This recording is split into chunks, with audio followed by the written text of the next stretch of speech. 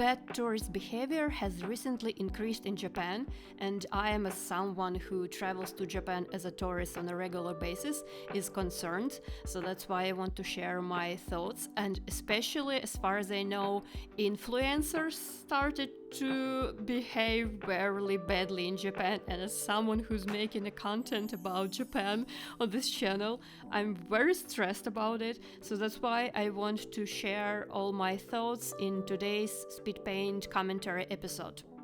Hi, I'm Tori. I'm making illustrated videos about Japan, anime, and life in general. Join today me redrawing my thumbnail of a video that just recently flopped. And while talk about very extreme, horrible cases of bad tourist behavior in Japan. I'll start from talking about the 65-year-old American that wrote his family member names on the wooden pillar on a Japanese shrine. It happened in Meiji Shrine. This shrine is located in Harajuku. I've been there a dozen times. I totally recommend to visit there. So this news made my heart to suffer, and I don't understand how can you be an adult man and use a shrine as your playground. I have no idea what's on the mind of these people, and I know that's a worldwide problem when tourists write their names on historical buildings and so on. Another way of doing like widespread vandalism is like love locks, putting them whatever you want, and carving your names on ancient pillar. Like what should be in your mind? But can you tell me, maybe you understand why leaving your name is something you would want to do, especially like in another country? I'm just speechless. The alleged vandalism will cost this man around $2,000, as far as I know from the news. But when I read it, I felt so sad. Again, especially because I have so many nice memory from Meiji Jingu. I actually once went there for first, they have Hatsumoda. It's during New Year's. You go to the shrine for the first time. So when I lived in Japan, I went there for Hatsumoda. That's why my heart is just suffering. And this is example of, regular tourist behavior. And I'm a person who was born and lived most of my life in a touristy city, which is Odessa in Ukraine, and who lives in a touristy city right now, which is Krakow. This is something painfully common in every tourist location. But something that started to occur more in Japan is something that people call main character syndrome, is when influencers use Japanese temples and shrines as their prop. Like when they do sports on shrines' wooden pillars, when they do yoga in front of shrines and religious places and stuff like that. And this blows my mind.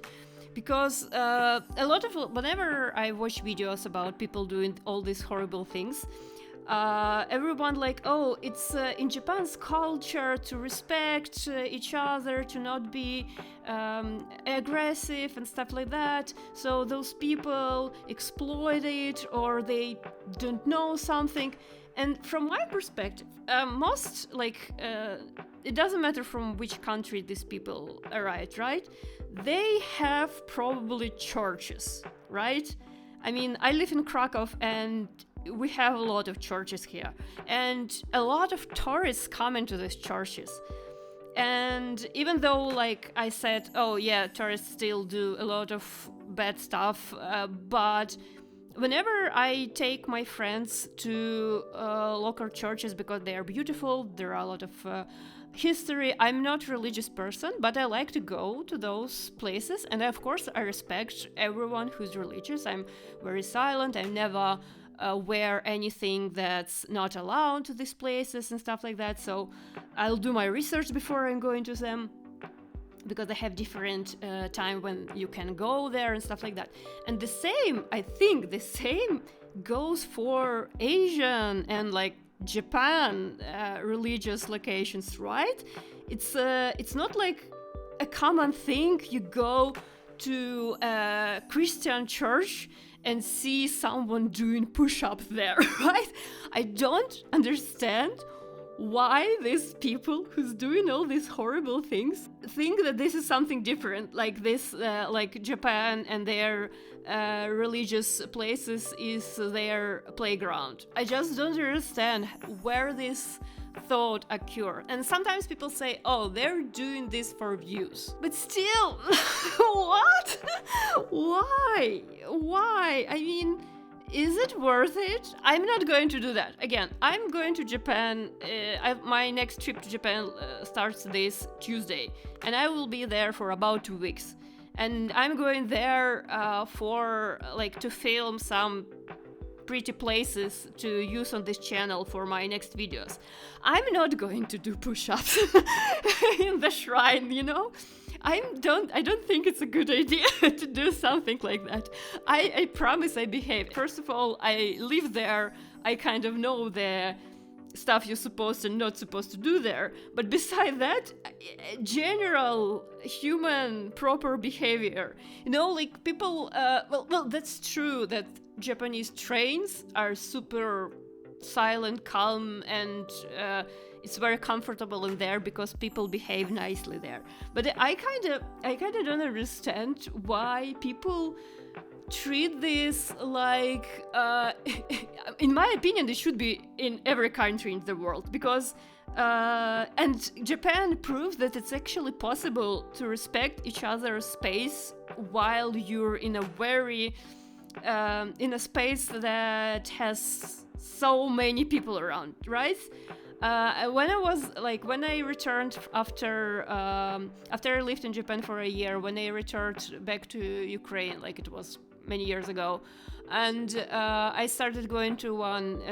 I had a job, and at this job, for once there was one of those corporate things when they ask you to tell the most shameful story in your life. And I told a story that once I picked up a phone on a train.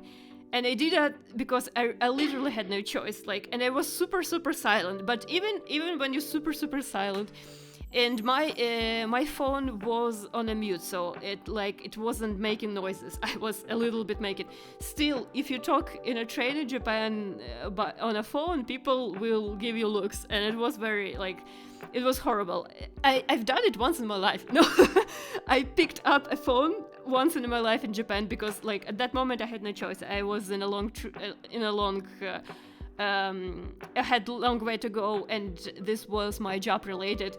But again, I didn't act disrespectful. I still was super silent. I still did my best to not cause harm anyone. So that's why when again someone shares videos how they act horribly, intentionally in Japanese trains, I don't understand. Like, and then they film videos. Oh, Japanese people don't want to sit down near me, you know, in the train. Like, like, I mean, I understand that these are not the same people. Again, I've started this video from the fact that I'm stressed, right? That people will treat me also as someone who's there to cause harm. And I'm not anything. I just want to share stuff I like, and I know that a lot of people to whom I recommend to go into these places and stuff like that, they will like them too. And that's all, you know, it's just sharing positive vibes without harming anyone, without making it better than it actually is, you know what I mean? That's why I'm so stressed. And, you know, like, again, talking about me and my travels to Japan, at least I didn't make it to news. Oh, wait, I actually made it once to news. But it wasn't about me doing some sacrilegious actions on on shrines. It was when me and my friends would travel to Iwate Prefecture, to Karumai. It's a city where Furudato Haruichi, the Haikyuu's manga author, was born. I have a video about that. And local TV noticed us. And they interviewed us because they really liked that Iwate Prefecture, where the city is located, it's not popular among tourists. And tourism actually, while it brings a lot of issues right now, right? Tourism also is something that helps Japan right now with its economy. So giving positive information about tourists that do touristy stuff in Iwate Prefecture is something nice, you know? So once I made news, but it wasn't a bad thing, so maybe it didn't bring me any subscribers, but at least I had a good story. And it's actually, again, like, some people in Twitter were writing very nice things about us, which is also, again, you know, not very common when in Twitter someone writes nice stuff about you. So it's possible to go there and just do nice things, you know? You don't have to do anything harmful, and you still can have a very nice and great experience there. And I believe you still can have views, you know? And you don't harm anyone. So this is something I actually wanted to write this commentary before my trip, just because to leave the message. If you're ever travel to Japan, please do some research. I don't know, ask me in comments. I'm available, you know. I'm planning to do this full time as I grow, so please like, subscribe. And at this point, I just want to say, please be nice. Do your research. If you travel to Japan, you will enjoy it a lot. It's a wonderful country for traveling, and I hope this influencers and this bad tourist behavior, it will stop. It will stop. You know, this is the only thing I want to ask for it. I hope it stops. And this note, that's it. I'm going to Japan on Tuesday, so please subscribe to the channel, leave me a like, again, write me a comment. I will try to share as much as possible on my shorts while I'm there, and I will absolutely and definitely film a lot for my long form videos where I mix my illustrations with everything I filmed in Japan and anime and stuff. It's fun here, so yeah, join me and see you in the next one.